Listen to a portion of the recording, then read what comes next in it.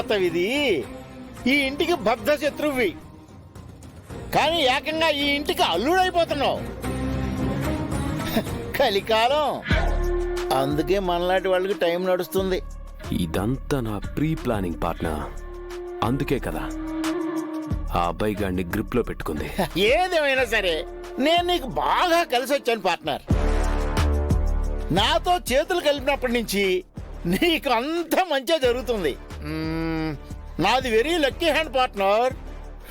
Partner partner అని కావాల్సినంత cash కొట్టేస్తూనే ఉన్నావు కదా, ఇంకా క్రెడిట్ కూడా కావాలా?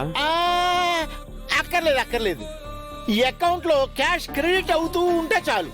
సర్లే పద వెళ్దాం. అలా ఎలా వెళ్ళిపోతాం?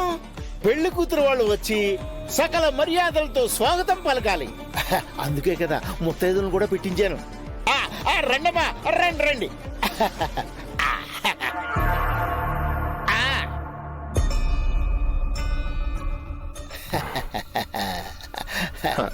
రాకేష్, ఇక్కడ ఒక పెద్ద మనిషి కూడా ఉన్నాడు.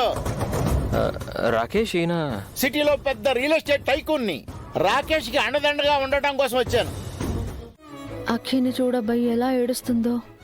తనకి పెళ్లి ఇష్టం లేదు. అమ్మా, తనకిది ఇష్టం ఉన్నా లేకపోయినా ఈ నిశ్చితార్థం ఆగదు. తను రాకేష్ని పెళ్లి చేసుకోవాల్సిందే. దాని బదులు నాకు విషయం ఇచ్చి చంపేయన్నయ్యా.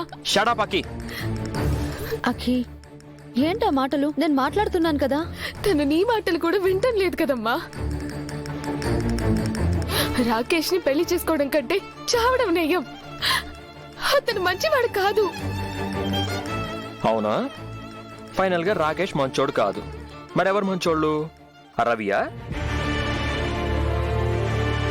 చెప్పకి, నీ దృష్టిలో మంచివాడంటే రవినే కదా? అన్నయ్య ప్లీజ్, నేను రవితో ఫ్రెండ్లీగా ఉండడమే ప్రాబ్లం అయితే అతనికి దూరంగా ఉంటాను, కానీ రాకేష్ ని మాత్రం పెళ్లి చేసుకోను. అతను నువ్వు అనుకున్నంత మంచివాడు కాదు. ఎందుకు అలా అంటున్నావు అక్కి? కారణం చెప్పు. రాకేష్ ఇలా చేశాడు, ఈ తప్పు చేశాడు, తనకి బ్యాడ్ హ్యాబిట్ ఉందని చెప్పు, ఆలోచిస్తాను. అంతేగాని మంచివాడు కాదు అని నీకు నువ్వు డిసైడ్ అయిపోతే మాత్రం నేను ఒప్పుకోను. నీ కారణాలు చెప్పలేనన్నయ్య, కానీ పైకి కనిపించే రాకేష్ వేరు, అతని నిజ స్వరూపం వేరు.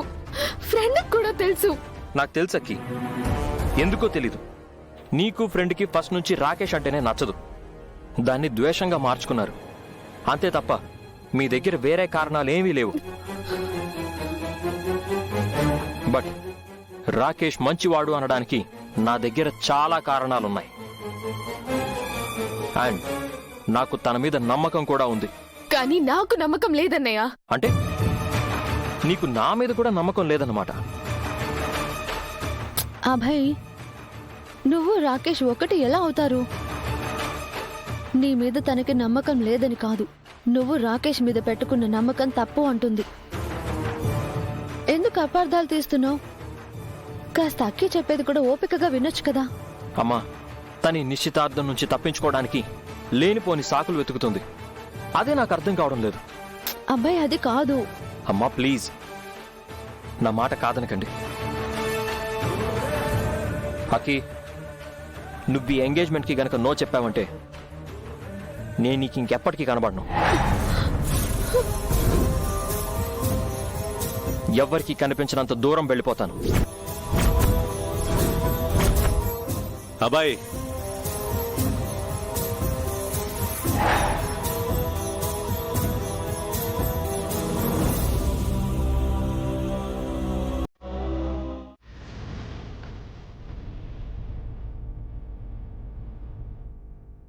పంతులు గారు, అక్కి వచ్చేస్తుంది, మీరు పూజ మొదలు పెట్టండి. అలాగే బాబు. బాబు నువ్వు వచ్చి కూర్చోనైనా.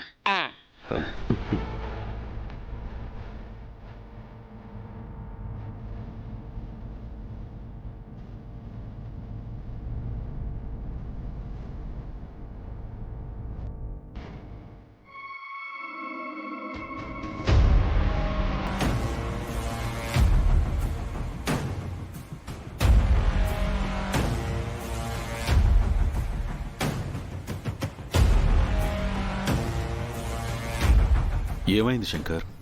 అక్కి రెడీ అయ్యి కిందకు వస్తుందంటున్నారేంటి? అబ్బాయి అక్కిని ఎమోషనల్ బ్లాక్మెయిల్ చేస్తున్నాడు సార్. అందుకే అక్కికి నేనే సర్ది చెప్పాను. ఎందుకంటే ఇప్పుడు అబ్బాయి ఉన్న మైండ్ సెట్లో ఎవ్వరు చెప్పినా వినేటట్లేడు. అక్కిని నా మీద నమ్మకంతో రమ్మన్నాను. వచ్చిన తర్వాత చూద్దాం అసలు ఏం జరుగుతుందో. తర్వాత ఆలోచించడానికి ఏముంటుంది, మన చెయ్యి దాటిపోతుంది. అలా జరగనివ్వను సార్. ఎందుకంటే ఇళ్ళలగ్గానే పండగ కాదు కదా. బాబు ఎంగేజ్మెంట్ రింగ్స్ తీసుకురండి. ఆ, ఆ,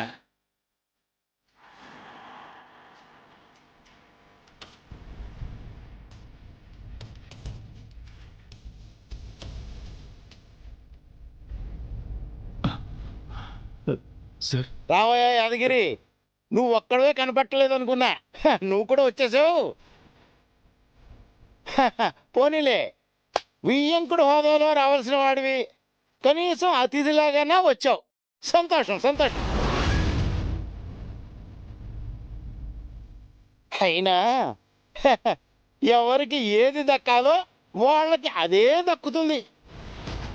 పంతులు గారు, మీరు పూజలు పెళ్లిళ్లతో పాటు శారద కర్మలు దశదిన కర్మలు కూడా చేస్తారా? నేను చేయనండి, మా తమ్ముడు చేస్తాడు. ఓ అయితే అబ్బా, శంకరు, శుభమా అంటూ మంచి శుభకార్యం జరుగుతుండగా శ్రాద్ధాల గురించి మనకి ఎందుకంటావు కదా, కాబట్టి శుభమా అని అక్కిపాప నిశ్చితార్థం జరుగుతుంటే అలాంటి మాటలు ఎందుకులేండి సార్. అయినా ఇప్పుడు ఓనర్ గారు ఏమన్నారు? ఎవరికి దక్కాల్సింది వాళ్ళకే దక్కుతుంది అని. అది నిజమే కదా.